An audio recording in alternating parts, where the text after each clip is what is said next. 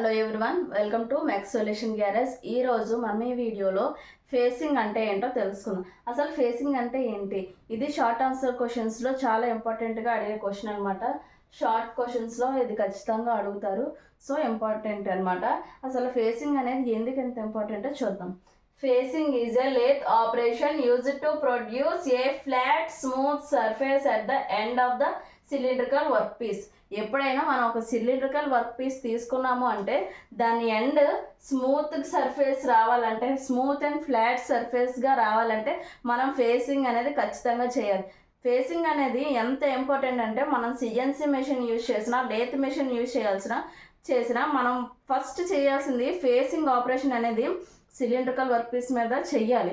ఆ ఫేసింగ్ అనేది చేసిన తర్వాతే మనం వర్క్ పీస్ మీద ఏ ఆపరేషన్ అయినా చేయాలి. ఫేసింగ్ అండ్ సెంటరింగ్ అనేది మనం ఫస్ట్ మస్ట్ అండ్ షుడ్గా చెయ్యాలి. ఫేసింగ్ అనేది అంత ఇంపార్టెంట్ అనమాట. ఎందుకంటే మనం టూల్ అనేది మూవ్ చేసేటప్పుడు మనకి వర్క్ పీస్ అనేది చాలా స్మూత్గా ఉండాలి. ఆ స్మూత్నెస్ రావాలంటే ముందు ఫేసింగ్ అనేది చెయ్యాలి.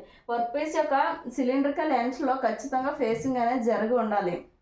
ఎందుకంటే నెక్స్ట్ ఇంకే ఆపరేషన్ చేయాలన్నా ఫస్ట్ ఫేసింగ్ అనేది చెయ్యాలి. In facing the cutting tool moves perpendicular 90 degrees to the axis of the work piece to remove material from the end. ఒకవేళ మనకి ఈ సర్ఫేస్ ఈ ఎండ్లో work piece cylindrical work piece ఎండ్స్లో మనం ఫేసింగ్ చేయాలంటే మనకి టూల్ అనేది 90 degreesలో పర్పెండిక్యులర్గా మనకి మూవ్ అవుతూ ఉండాలి కటింగ్ టూల్ అనేది. ఓకే, అసలు పర్పస్ ఏంటి? అసలు ఫేసింగ్ అనేది ఎందుకు చేయాలో చూద్దాం. Make the end of the job perfectly flat. మనకి పర్ఫెక్ట్గా ఫ్లాట్గా ఎండ్ ఆఫ్ ద జాబ్ అనేది ఉండడం కోసం. Okay, get a reference surface from the further machining. మనం నెక్స్ట్ ఇప్పుడు రెఫరెన్స్గా ఉండాలి అంటే మనకి ఫ్లాట్గా అండ్ మనకి వర్క్ పీస్ అనేది ఉండాలి. ఎందుకంటే నెక్స్ట్ ఆపరేషన్కి నెక్స్ట్ మెషినింగ్ చేయడానికి మనకి ఫ్లాట్ సర్ఫేస్ అనేది మనకు అన్నప్పుడు మనం ఫేసింగ్ అనేది ఖచ్చితంగా చేయాలి. Bring the work piece to correct length. మనం ఒకవేళ ఒక work piece cylindrical work piece ఉంది, లెంత్ చేంజ్ అయింది అనుకోండి, మనకి కావాల్సిన లెంత్ కన్నా ప్లస్ 2 mm 3 mm ఉండేటప్పుడు మనం ఫేసింగ్ చేయడం వల్ల మనకి స్మూత్ అండ్ నీట్ ఫినిష్ ఇస్తూ మనకి రిక్వైర్డ్ లెంత్లో మనం కావాల్సిన వర్క్ పీస్ని తెచ్చుకోవచ్చు.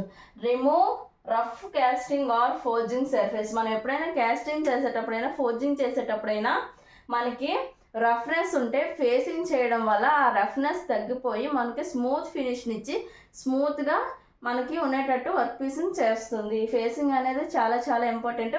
మనం లేత్ మెషిన్ మీద ఏ ఆపరేషన్ చేయాలన్నా ఫస్ట్ చేయాల్సింది ఫేసింగ్ ఆపరేషన్. ఈ ఫేసింగ్ చేసిన తర్వాతే నెక్స్ట్ ఆపరేషన్ ఏదైనా చేయాలి. ఫస్ట్ ఫేసింగ్ చేయాలి. మొత్తం మనకున్న సిలిండ్రికల్ వర్క్ పీస్ ఏ వర్క్ పీస్నైనా మనం ముందు ఫేసింగ్ చేసి దాన్ని స్మూత్గా తీసుకొచ్చిన తర్వాతే టూల్ పెట్టగలం. ఎందుకంటే స్మూత్ సర్ఫేస్ లేకన్నా రఫ్ సర్ఫేస్ అనేది ఉంటే టూల్ అనేది సరిగ్గా మూవ్ అవుతూ డిస్ట్రాక్షన్స్ వస్తే మనకి యాక్యురసీ అండ్ ప్రిసిషన్లో ప్రాబ్లమ్స్ అనేవి వస్తాయి. మనకి అనుకున్న అవుట్పుట్ అనుకునేటట్టు రాదు.